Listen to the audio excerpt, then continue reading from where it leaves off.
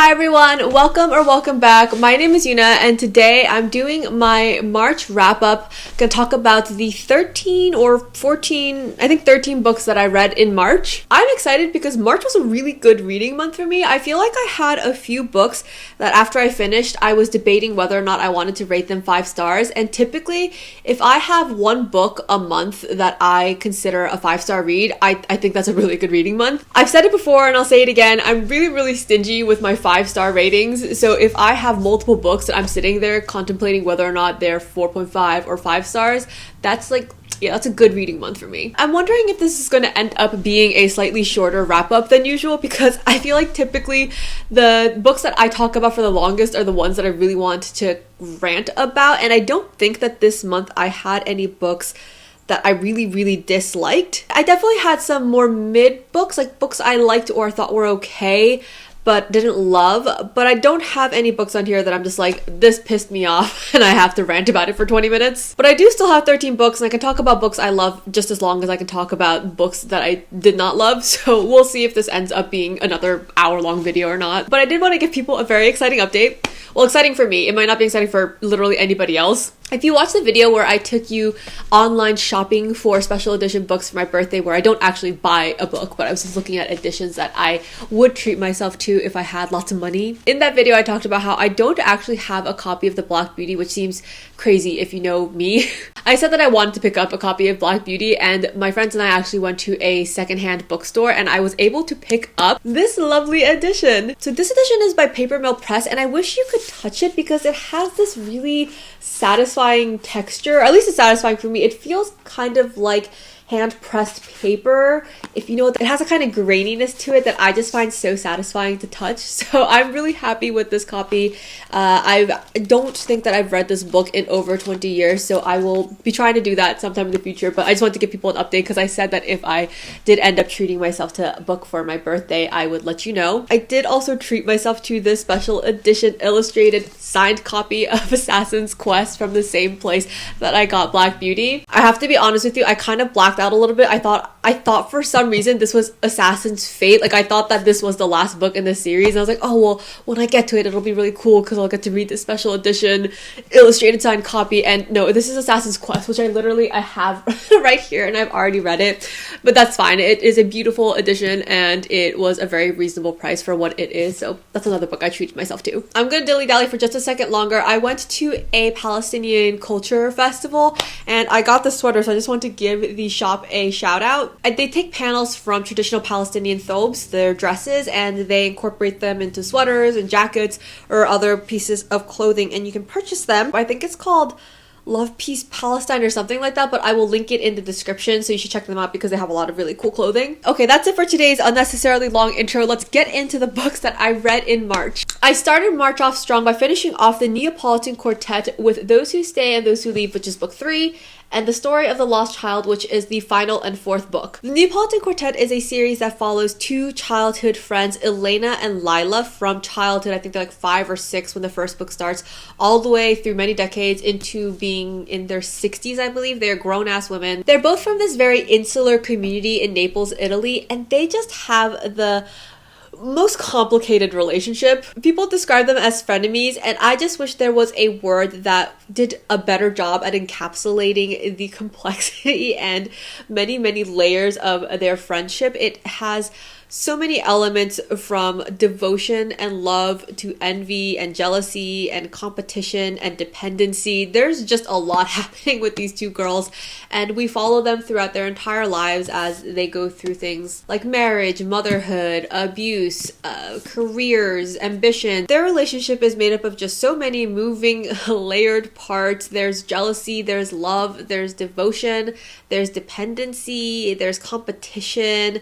There's just a lot that's happening between these 2 girls. If you want truly character-driven stories that really dive deep into the experiences and psychology of the people in the stories, then you might really be into the series. I just think that these are such unique books. I don't know that I've ever been so convinced of the messy humanity of the characters in a series or book as much as I was in these, to the point that I just had a hard time believing these weren't real people. I feel like when you look at book reviews, there are frequently characters that are described as feeling like real people or felt like real humans. And for me, I think the series may have set a new standard for what it means for characters to feel like they are not just fictional. Lila and Elena are so frustrating in their own ways. The way that Lila can be so toxic and manipulative, and the way that Elena is so affected by the opinions of people around her and how she seems to shape and morph her desires and choices to please people.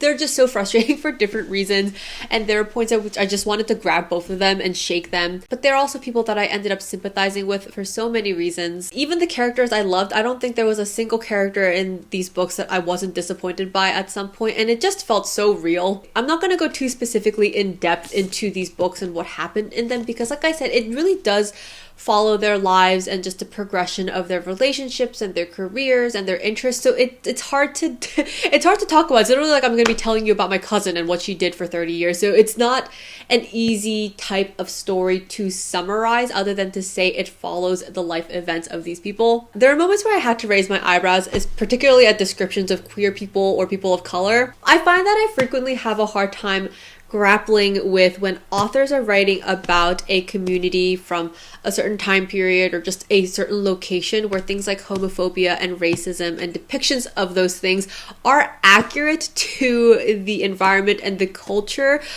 But as a reader, I don't always know when I'm reading those things if that is the author making a commentary and trying to show the narrow-mindedness of those communities, or if the author is just saying these things and doesn't really have an opinion.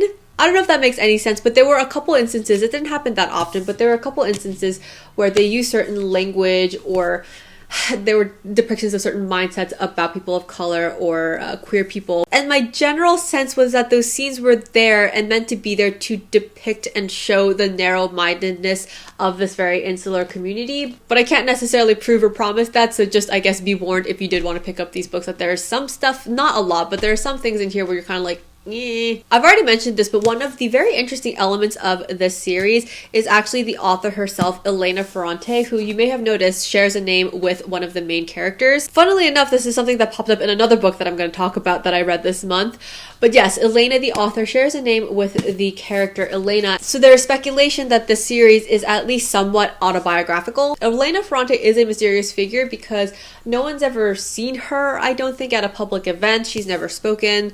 She's never shown her face, so no one knows what she looks like, if Elena Ferrante is even her real name. And Elena in the book series becomes an author who writes about her experience living and growing up in Naples. So there is that parallel here, and I don't know, again, how much of it is autobiographical, because Elena in the book series does do press. She has her pictures in newspapers and things like that, which obviously, like I said, isn't the case for the real life author. It wouldn't surprise me at all if this was at least partly autobiographical, because like I said, there are characters in here that just feel too human for me to believe that they were just made up by one person. I mean, it's completely possible, obviously, for authors to write very, very real feeling characters or people that are pulled from real life. But it just, yeah, I just wouldn't be surprised at all if this was based on at least somewhat the events of the author's life. I can't remember exactly, I'll have to consult my notes, but I'm pretty sure that I gave both of these books 4 stars or 4.5 stars, and I think overall I would give the series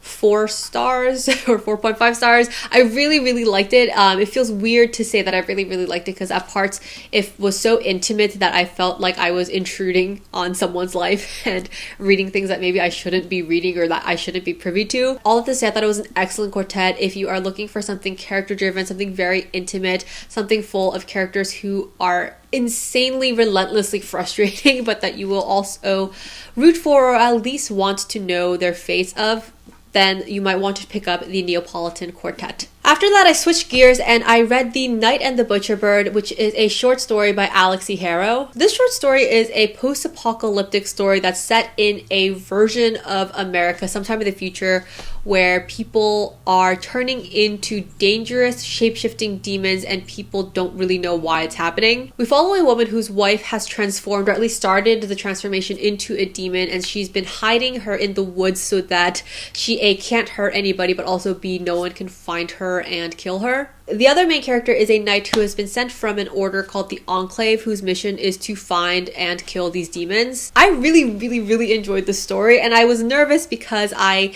had recently read the Fractured Fable series by Alexi Harrow and didn't love the voice / style of those stories.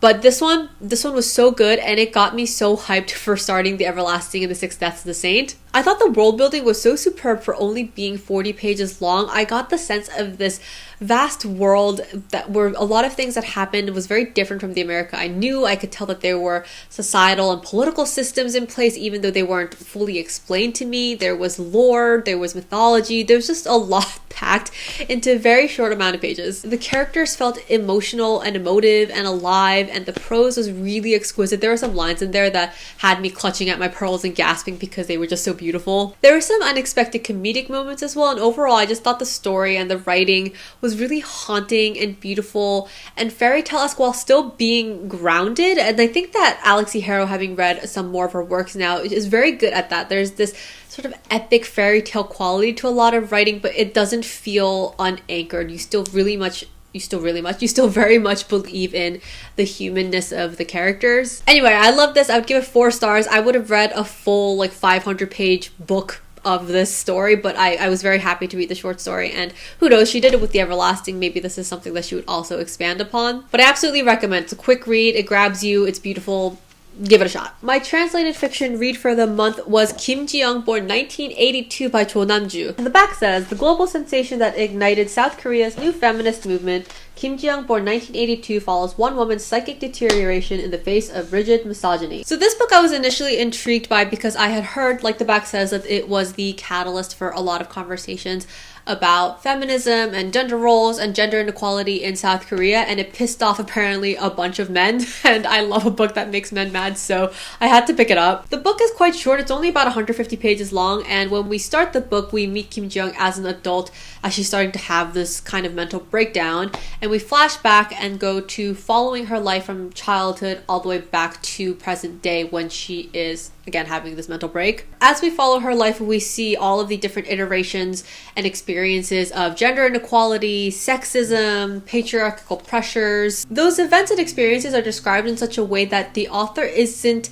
necessarily trying to convince you that these things are bad or problematic. They're just kind of laid out, and I think if a Korean man who has no interest in feminism or gender equality read this book, he might just be like, yeah, that's what about it? This is I don't get what I'm reading. This is just a woman's life. But anyone reading critically will obviously understand that it is a commentary on sexism and inequality in Korea, and I think that it's a book that people in Korea should be reading. It's powerful, I think, to have the experiences of gender inequality at all stages of life sort of packaged and presented in such a concise way. That said, I am an intersectional feminist, and I am someone who generally tries to stay engaged with and a part of conversations on things like gender, sex, sexuality. So for me, reading it, while I thought that it was all true and all very important and all infuriating, it kind of felt a little bit like Gender Inequality 101. There wasn't necessarily anything described that blew my mind or any observations that were new to me or introduced a new idea. The writing style is very straightforward, and I've talked about this before, how I feel like Korean is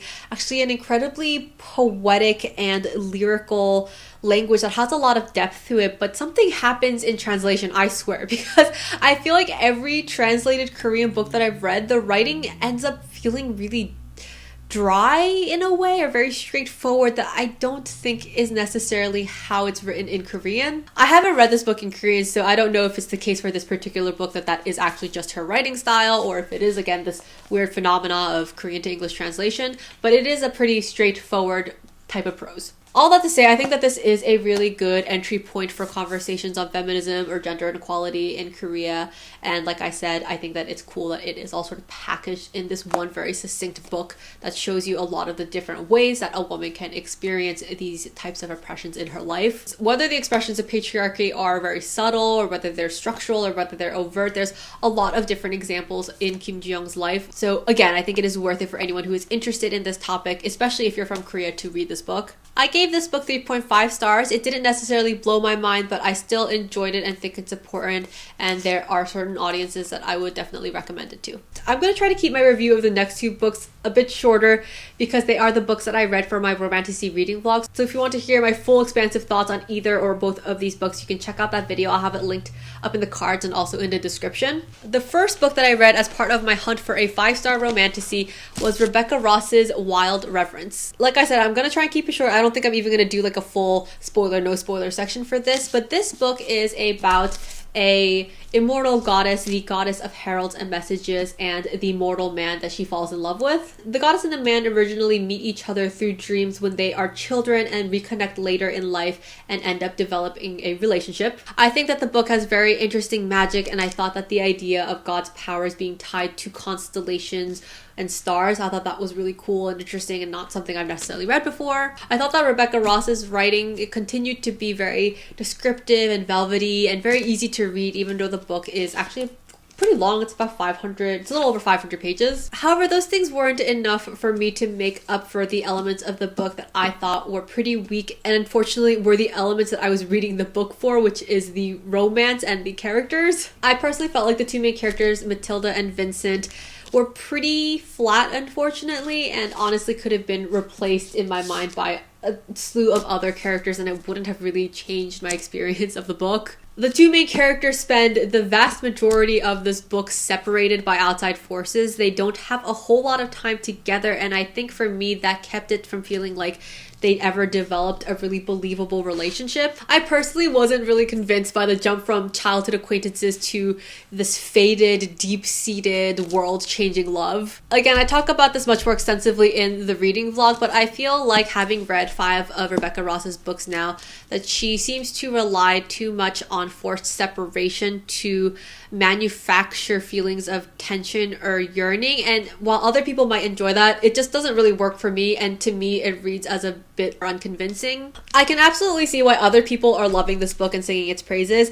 I think though that having read 5 of her books now and having had kind of middle of the road experiences with all of them, Rebecca Ross probably isn't an author that I'm going to be jumping to read anytime soon. Again, not because I dislike her, but because she kind of just ranges in the 3-star area for me, and there are hundreds of other books that I am probably going to reach for before I read another Rebecca Ross book. I'm not entirely sure what I want to rate this. I think in the reading vlog I said 3 stars, and if I think about the elements I didn't like for a bit too long, it kind of leans towards 2.75, but I feel like that might be a little mean. 2.5, 2.75, 3 stars, depending on the day that you ask me. It'll be one of those. I jumped right into reading Six Deaths of the Saint by Alexi Harrow. This is a short story that The Everlasting is based off of, so I definitely wanted to read this first, and whew!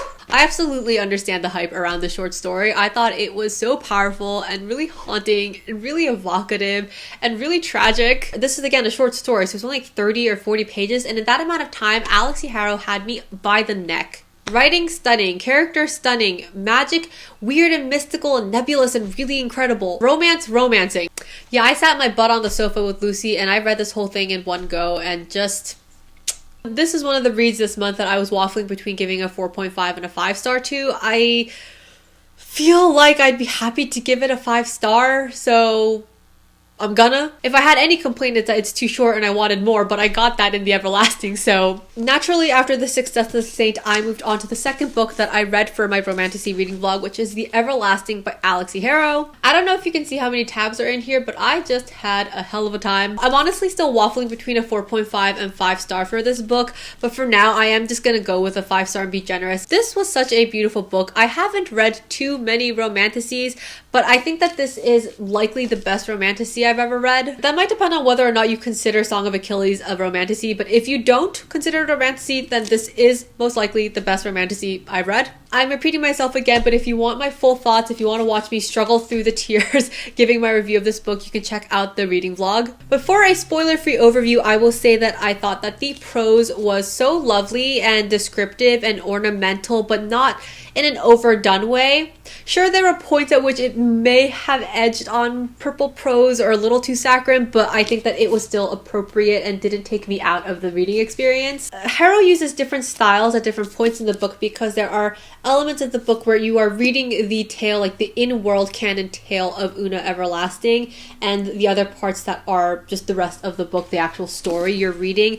And for that, it was a less fairy tale kind of writing style. This book is not that long. It's only about 300 pages, but it also managed to incorporate a lot of important subject matter, things like autonomy, personal legacy, the corruption and manipulation of lives and truths and stories for political gain, war, oppression, empire, colonialism, gender norms, gender expressions, different types of sensuality, and different expressions of sexual attraction. There's just a lot in this book, and somehow it is incorporated generally really well. The two main characters felt like multi-layered individuals. I had a really good grasp of their own internal struggles, their motivations, their insecurities.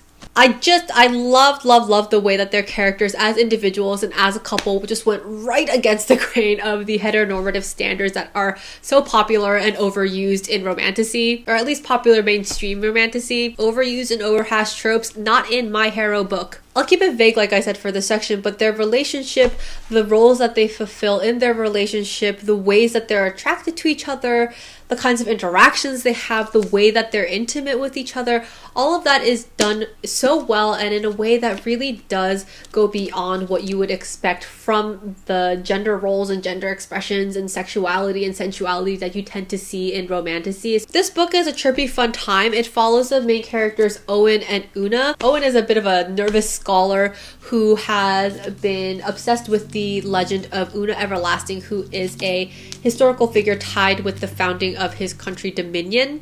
So she lived many years before he did. He ends up, through the magic of this mysterious book, being sent back in time to the time of Una Everlasting and actually becoming the one to write her legend. There are timey-wimey shenanigans, there are multiple lives, there's weird, mysterious magic that happens, but at the heart of the story is the relationship between Una and Owen. I know I said I was going to try and keep this short, but I do want to go into spoilers a little bit, so I'm going to have a spoiler section. Be warned, I'm going to go into a bit more detail about the characters and some of the things that happen in the book. Over the course of multiple lifetimes are being manipulated for the political gains of a third person that I'm not going to go into just because it's going to get too complicated, but they are being used and manipulated, and their love is essentially weaponized against them. But over the course of these different lifetimes and their two perspectives, we're really able to see the ways that they interact with each other. And like I said, I just love the ways that they were smashing these straight norms. Una is this tall, broad, massive, muscular woman. She is a knight who is very capable of fighting and could probably snap Owen like a twig. Owen is his own type of capable. He's actually a very accomplished shot and was in the war and army, but he is smaller than Una, and he is attracted to the aspects of her, like her strength and her muscles. Una, when she is describing Owen or talking about Owen, she describes him sometimes as having, I don't know, graceful collarbones or doe-like eyes, and the way she describes him, I just love it. The things that she finds attractive about him are not typically what you would find a woman in romantasy being attracted to in a man. Usually it's that he's massive and broad and has giant hands and can pick her up without a blink of an eye, like all these things. And here it's flipped, it's reversed, it's Uno reverse. And in the spicier parts of the book, the way that their arousal and their sensuality, the way that they have sex, or the way that they touch each other's bodies, again, even in the bedroom, we carry on with this subversion and overturning of the traditional straight sexual relationship that you see. Based on the Six Deaths of the Saint, I thought it was going to have like a bittersweet or tragic kind of ending, and instead we really did get a happy ending for these two. They have their children, they have Una's ordinary horse hen back, and they are able to live out their lives together, which again wasn't expecting but was pleasantly surprised by, even though at a point I kind of cocked my eyebrow and thought, is this too like neatly, prettily summed up? But whatever, I needed them to be happy, they were happy, so I shan't complain. That's it for the specific spoilers. I will say that I didn't think that this was a perfect book necessarily. There were elements that I had notes on. For example, there was a portion of the book that I thought dragged on a bit. It was dedicated to mostly the exploration of the idea of political manipulation of people and their legacies and their lives, and while I think that that is a very important topic, and I'm really glad that that was something that was incorporated into the book, I just thought that it dragged on for a bit too long, and I was getting kind of hit over the head with that theme again and again, and I don't know that it really needed to be laid out so explicitly multiple times. I also thought that the main antagonist for most of the book felt a bit flat or caricaturish. We do end up getting more layers to them later in the book, but I don't know if I might have enjoyed it more if we got hints of that earlier. I'm not positive, but for most of the book, I did kind of feel that the antagonist, just was kind of feeling flat to me. To be honest, though, those were more minor complaints, and I don't think that they detracted from my general enjoyment of the book too much. I am still kind of going back and forth on whether or not I want to give this 4.5 or 5 stars, but I think most of that is just based on the fact that, again, I am pretty reluctant to give out 5 stars. I am very frugal about them. But overall, I feel like even though I did have notes, I just thought that the elements of this book that were excellent were so excellent, and I was so invested in it that I will say, I reserve the right to change my mind at any point, but I will say for now that I am going to call this my 5-star romantasy read. So 5 stars for The Everlasting by Alex C. Harrow. I would love to pick up more by Alex, so if you have any suggestions on what would be a good place to go from here, please let me know. I have a couple more short stories that I read this month, and they were the last 2 in that collection of sci-fi stories that I've been making my way through the past couple months. I had Summer Frost by Blake Crouch? I don't remember what this man's name is. Blake. And Emergency Skin by N.K. Jemisin. I read Summer Frost first, and this was one of the more enjoyable ones for me from this collection, but I will say that it was still mid. I think that in retrospect, now having finished the whole series, I would say that what was missing for me overall from most of this collection was originality. I feel like generally they were well written, but they were built on such familiar sci-fi premises that I didn't feel at any point, other than N.K. Jemisin, that I was reading something that I hadn't already come across multiple times. This one in particular is about a character who builds an AI entity in a game that ends up being brought out of the game and developed more to the point of becoming too intelligent for people to control. Which sounds cool, but again, if you're anyone who's been in the sci-fi realm, you've probably already read something like this or heard about a story like this. Spoilers for Summer Frost from here on out. The AI entity eventually becomes too intelligent and manipulates its creator into setting it free so that it can essentially take over the world. The betrayal of the AI is supposed to be this big plot twist moment, but I think for any of you who have read or consumed any AI-centric media or seen anything like, I don't know, Terminator or Ex Machina, then it's something that you probably would have seen coming. It's actually in many ways very reminiscent of Ex Machina. If this were the first AI story or piece of media that I had ever come across, I probably would have had my mind blown and thought that it was really, really cool. But that's not the case. It was rather familiar and thus very predictable. I would give this 3 stars. Again, it's not that it was poorly written or poorly developed. It was just a familiar premise, and I could tell from where we started where we were going to end up. This was the last story in this collection that I hadn't read yet, and I was essentially resting my hopes on this story to make this whole experience of reading a bunch of mid-stories worth it for me. I will say that hands down, this was the most original of all the stories that I read in this collection. In this story, Earth many years ago was abused and polluted to the point of being uninhabitable. Humans then left Earth and went to live on another planet, and the society that was built on this new planet is absolutely heinous. All of the worst parts of white supremacist Eurocentric patriarchy are basically at the top of the pyramid in this new society in a very explicit and horrific way. Classism, fatphobia, racism, eugenics, all of it, it's there. It's a very weird societal system in which some people have to earn their skin, and every so often a person or emissary sort of sent back to Earth to collect this substance but also kind of see what's going on.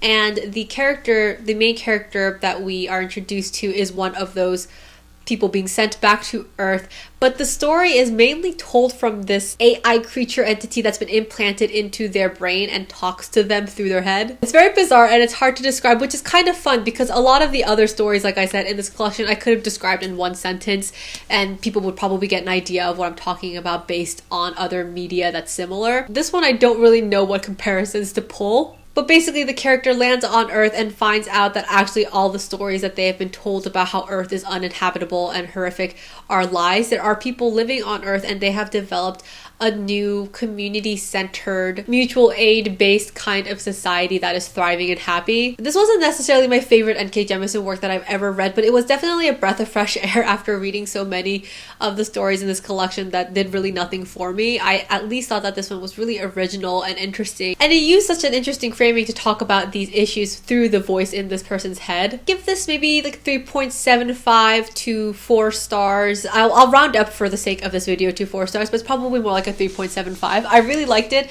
I would even venture to say I was very close to loving it. If you're going to ask me if it's worth reading this entire collection, I would say no. If you're going to read only one of them, definitely read Emergency Skin. It was the best one for me, but I think as a whole, you can skip most of this collection. Alright, next I had a book that I thought was so powerful, and that is Nightcrawling by Layla Motley.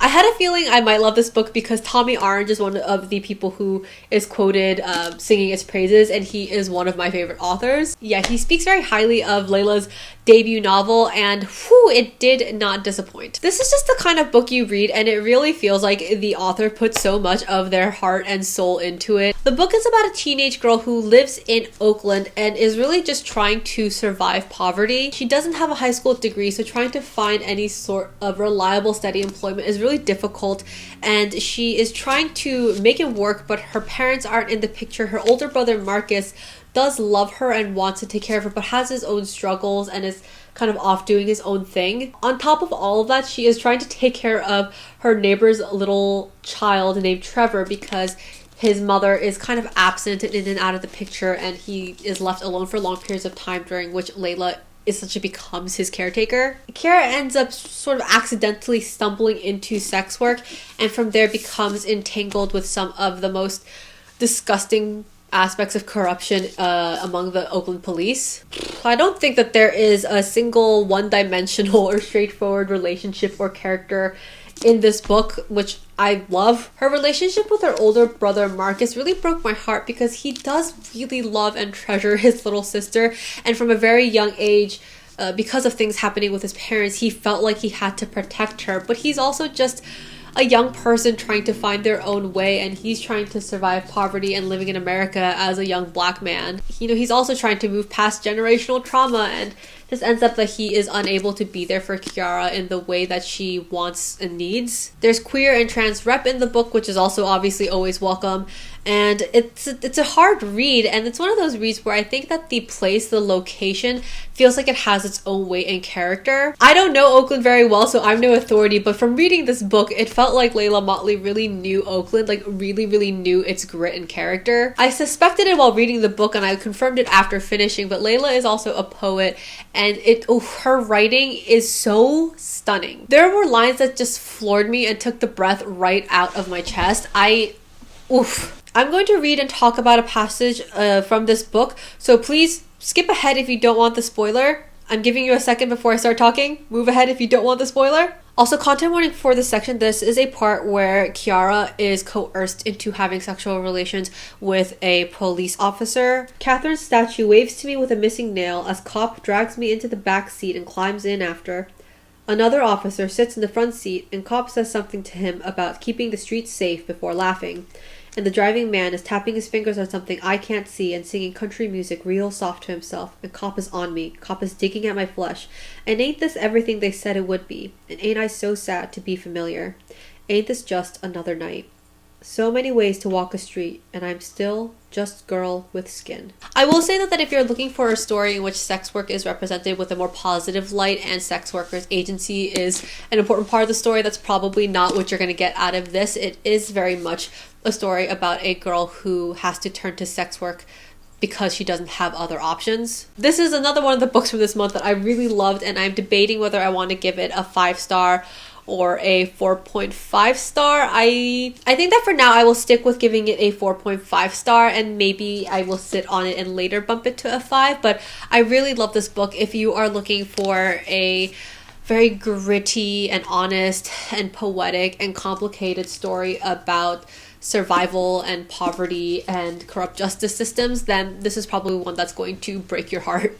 Okay, my throat is getting so tired and I'm losing steam, but I still have a few books that I have to get through, and 2 of them are books that I really liked, so I'm going to try and power through. The next book that I read was If an Egyptian Cannot Speak English by Noor Naga. This was such a creative, interesting, and frustrating read. The story follows 2 main characters, a young man from a small village in Egypt and an Egyptian American woman who has moved back to Cairo and is teaching English there. I can't remember the exact timing of this story, but I think sometime in the early 2000s, they meet in Cairo and begin what is an incredibly toxic and frustrating relationship. One of the very unique aspects of this book is that neither of the characters are referred to by name. It isn't until the very end of the book that we learn the girl's name, but for the vast majority of the book, the boy is referred to as the boy from Shobroket, which is the village where he was born, and the girl is just referred to as the American girl. The book is broken up into 3 parts, and each part is structurally very interesting for a different reason. The first part of the book, which is the longest part of the book, is structured in a way where each section or each sort of mini chapter starts with a question, and then there is a bunch of text that kind of relates back to the question in a way, but usually isn't a direct answer. For example, this page reads, question, how long can you hate yourself before everyone else hates you too? And then there's a bunch of text, and then this part is question, if an ending is as wrong as you expected, were you wrong or were you... I did think that some of the questions verged on being a little cheesy or trying too hard to sound deep, but overall I thought it was a really cool section. The second section, which is shorter, is interesting because it includes a bunch of footnotes, and most of them refer to some aspect of Egyptian culture or media. It points out different parts of their traditions or customs that you might not know otherwise. I thought this section was fine. I didn't really have any strong opinions on the inclusion of the footnotes. I thought the content of them was interesting enough, but yeah, it was fine with me. I know some people thought that this was really annoying, or I've read since that people thought that this was stupid and unnecessary, but I don't know. I was pretty neutral on it. In these first 2 sections, we switch back and forth between the perspectives of the American girl and the boy from Shobroket, and yeah, I thought it was really cool. The third part, though, that was the biggest departure from what you would consider traditional novel writing, and I thought it had some of the most interesting content. The third part, like I said, is the most unconventional, and it's written as a transcript, essentially, in which the American girl is getting feedback in this writing workshop on the 3rd section of her upcoming book. Through the conversations that they have in this transcript where they're discussing this final section of her book, we learn about the events of the American girl's life, things that happened after section 2. We don't actually read about them as they're happening. We read about them as part of this workshop. There's an additional layer why this is so interesting, but I'm going to talk about it in the spoiler section, so please be warned. Spoilers ahead. If you'll remember earlier in this video when I was talking about Elena Ferrante and the Neapolitan quartet, I talked about how it's interesting because Elena Ferrante shares a name and similar experiences with the Elena character in the book. And I said there's another book that I read this month that had a similar sort of element, and that is this book, because we find out in this 3rd section that the American girl's name is Nord, and obviously the author's name is Nord. And it's so trippy, right? Because in the 3rd section of this book, we are seeing Nord getting feedback for the 3rd section of her book that she is writing in this universe. Both the boy from Shobroket and the American girl are both such complicated characters. They are so 3-dimensional. They are both infuriating and sympathetic for different reasons. She is a woman in Cairo who is experiencing sexism and struggling with her identity as an Egyptian who feels like she will never feel at home or really be integrated into Egypt. But she is also very disconnected from the experience of Egyptians, and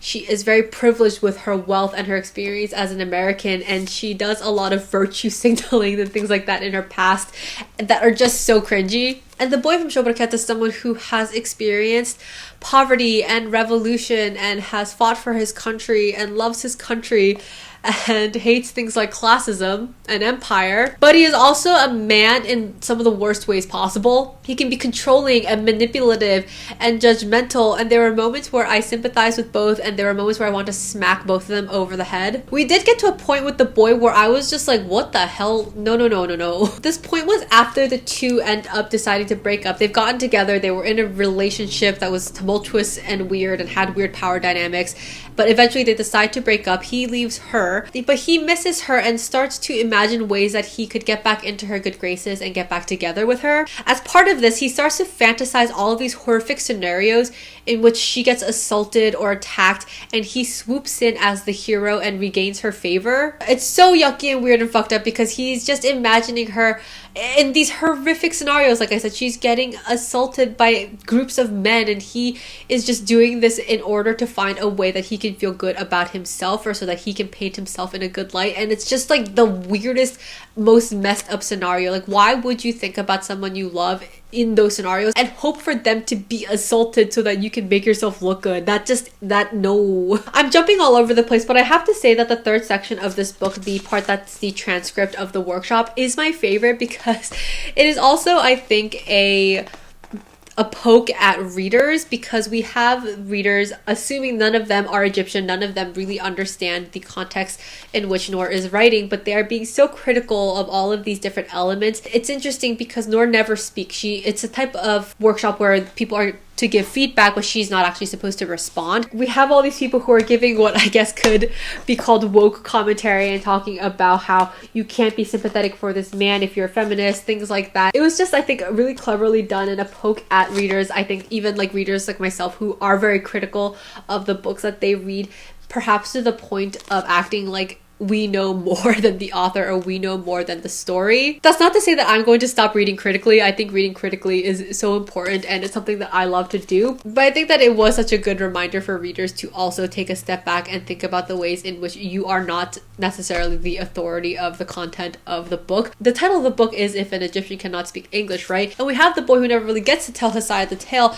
and we have all these people at the end critiquing him and his choices and his life and the way that he's depicted in this book, but he never really gets a say in it. So yeah, there was just a lot of really interesting and incisive and critical commentary in here that was, for me, both as a critical reader and also just as someone who cares about being engaged with the content of the things that I'm reading. I just really appreciated the way that Noor integrated those things into this very short book. I happily give this book 4 stars. I really loved it. I would highly recommend it. I think that it is a book that is very hard to describe succinctly. Part of that is because it is structured so unconventionally, and even within the book it's 3 different structures, all of which again are not traditional. We have elements of it that are not traditional, like the characters never being named. We have the potential that this is a bit of a self-insert. Perhaps Noor the author is trying to speak to us through Noor the character. There's just a lot happening, and there's a lot of commentary on things like class, like racism, like identity, like virtue signaling that is integrated into the book. So there's a lot happening, but I thought that it was very well done. It's a short read. It's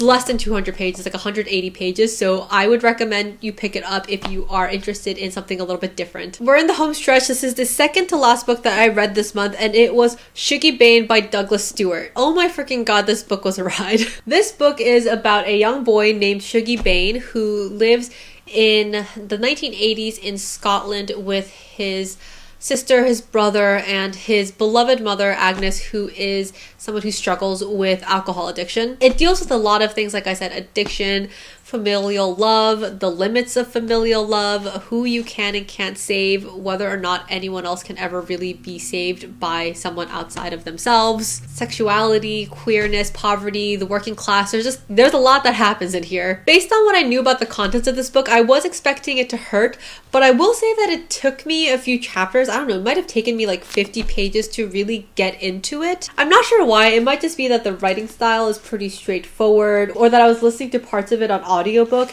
and because of the Scottish accent and a lot of the Scottish slang that's used, I got confused sometimes as to what was being said, and I had to go back to the book and read it, etc. So there were just a couple elements that meant that I took a little bit to really get into it, but once I was hooked.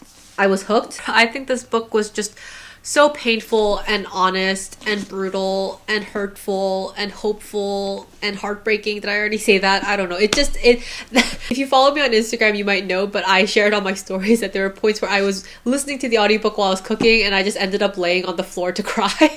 If you're interested in updates like that, you can follow me on my Instagram. It's the same handle. I'll show it somewhere. I think that this book was just so painful from multiple different angles. I felt like I was getting punched upside the head, under the jaw, in the gut, like in the kidneys. I just didn't know where to defend myself. For example, the mother Agnes, she is so heartbreaking because she loves her children. She imagined a different life for herself, for her kid. She's beautiful and she's proud and she's desired. And there is a big chunk of this book where she is trying really hard to fight her addiction and to be a good present mother for her children. And then you also see from her children's point of view, them wanting so hard for her to be able to fight that battle and to win that battle, and how hopeful they are and how they vacillate so violently from being hopeful that she will be better to the pain of when she relapses or when she is really deep in her drink. And just how badly they want to care for her is, ooh, God, it's so painful. And I'm not gonna cry. I'm gonna talk about a few specifics, so spoilers here on out. Agnes has 3 children, of whom Shuggie is the youngest. He has an older brother, Leek, and an older sister, Catherine. It's very interesting reading about the 3 siblings because they are each very different as people, but also in the way that they decide to react to or navigate their mother's addiction to alcohol and their relationship with her. Catherine, for example, she leaves. She gets married and she leaves the country with her husband and has a very strong boundary with her mother where she doesn't really contact her, she doesn't really want to speak to her, or maybe it's not fair to say she doesn't want to speak to her, but she has seen the way that her mother is and the limits of her mother's ability to care for her as her child. And so she's left, she's created very strong boundaries, and she only really communicates with her siblings. We have Leek, who is Shuggie's older brother, who stays, and he tries to take care of his mom and he tries to take care of Shuggie in the ways that he can, but he is also very angry and resentful, but also really hopeful. Though he does have an amount of hope, obviously he's still sticking around. He is much more jaded and doesn't necessarily believe that his mother can be saved by either him nor his brother. And Shuggie, sweet Shuggie, I'm not gonna cry, he is just so dedicated to his mother. He loves her so much and he believes in her, and he just believes that if he takes care of her better, and if he loves her better, then she will get better. She will stop drinking and they will be happy together and they will be together forever. And it's just a matter of him trying harder. And I think that messed me up, to seeing this child think, I have to try harder and then my mother will get better. There's a scene, I don't think I can find it, but there's a part of the book, like I said, where Agnes has been going to AA meetings and really working on herself, and she's been sober for a year, and Leek and Shuggie decide to throw a party for her, a birthday party. They call it her first birthday because it is her first year of celebrating sobriety, and the excitement that Leek and Shuggie have, but particularly Leek, because I think Shuggie has this sort of innocent childlikeness about him, but Leek is more jaded and he's older and he's much more reserved about his hope that his mother can get better. So to see how excited he is about this milestone and how happy he is to celebrate it with her, it just made me so scared, because I was like, there's so much of the book left at that point. I was like, it's gonna go downhill and I don't know if I can bear to see his heartbreak. There's a scene in this book that I think it's the scene that had me laying on my kitchen floor, where Shuggie comes home from school one day, I think, and he doesn't understand what he's seeing, but he walks in and there's blood everywhere, and he sees his mother laying on the ground on her back, and Leek is sitting on her chest holding her down. And at first I was like, what the hell is happening? Like, did they get into a fight? And you realize through Shuggie's kind of confused descriptions that actually what's happened is Agnes tried to kill herself. She tried to commit suicide, and Leek found her and he's trying to stop the bleeding, and he's telling Shuggie, you have to call the ambulance. There's this part of the scene where he comes in and he's looking around, and this little description, I'm probably gonna cry reading it because it broke my heart. Leek was pushing down onto the heap of her. Around them were bloody piles of fabric that had once been clean tea towels. Agnes was writhing and cursing under Leek's weight. She called him names that Shuggie had never heard before, and his brother was crying strange tears and struggling to hold her down. There was a broken razor blade on the carpet. To Shuggie, it was small and thin and innocent looking, like a little guillotine for a cartoon mouse. That description of seeing the razor that his mother has used to try to end her own life and thinking, looks like a guillotine for a little mouse, it was just such a childlike and innocent reaction to this horrific scene in front of him, and it messed me right up, man. Not long after Agnes comes back from the hospital, she ends up having an argument with Leek while she is inebriated, and she kicks him out. She tells him to leave, and as he is leaving, he has this conversation with Shuggie. Shuggie is basically saying, like, if we leave, who's gonna help her? Like, we have to help her. And this is Leek's response. Leek stopped his packing. He lowered himself onto one knee so that he was looking up at Shuggie. His lips were moving silently, almost like he didn't quite know where to start. Don't make the same mistake as me. She's never going to get better. When the time is right, you have to leave. The only thing you can save is yourself. And then a little bit later, Shuggie tried to keep them away. He tried to hold on to a little money and get himself to school. He only wanted to do his best for Leek, to prove that she could get better, and maybe that would bring him home again. But it was hard. I know this is the spoiler section, but I still won't give away the very ending, but there was a scene towards the end that is a big scene, and it's left a bit ambiguous what happens, but I read that and I just, oh god, my little heart broke so hard for Shuggie. Oh, this kid. I talked about this in my romanticy reading vlog, how I'm not really a kid person. I don't want children for myself, but in media, when I read about relationships, like familial relationships, whether it's siblings or parents and children, parents and their children, it gets me really good. I highly recommend this book if you're down for a good bad time. It is hurtful and painful, and there are parts of it that made me want to walk just off a cliff, but it was really well done. I will say that this was much like the Neapolitan quartet, where there were aspects of it where I understand why things were described a certain way, and I understand that it is probably historically accurate and accurate to that community. But there were elements where they were using homophobic language or language to describe people of color, black people specifically, where I was like, Again, I understand that it's probably accurate to the community and the language and how things would have been talked about at the time in this place, but it's still just not something that I enjoy coming across. And so if that is, a red flag for you, I want to make sure to let you know that that exists. But yeah, I this book messed me up, man. This is another one where I'm not sure if I want to give it 4.5 and 5 stars.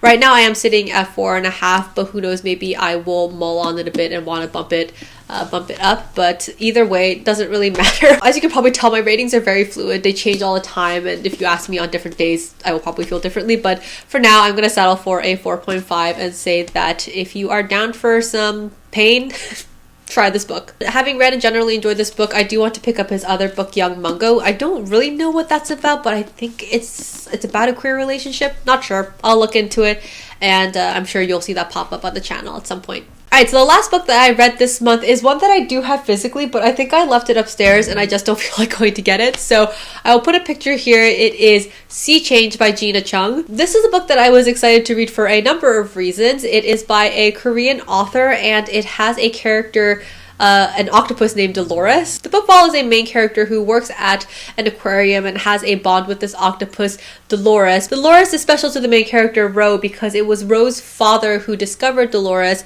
and he has since disappeared and is assumed dead. Ro's going through a rough patch because her boyfriend broke up with her because he is on a mission to Mars, I believe. He's on some sort of space mission to Mars, and she has found out that Dolores is being sold to a private collector. I thought this sounded weird and cool, and like it could be a really interesting read, and I wish that I could say that I ended this month on a bang, but this one was really meh for me. It seemed like it could be such a cool premise, but I just was so bored for most of it. We explore different things like her complicated relationship with her mom and her best friend, and I guess her fear of abandonment and fear of people leaving her because, her father's left her, her boyfriend's left her, things like that. But overall, I feel bad, but I just felt like the book was really boring. If we were going to chart the building of tension and conflict in this book right towards a climax and a resolution, instead of it looking anything like this, it just felt like this. It just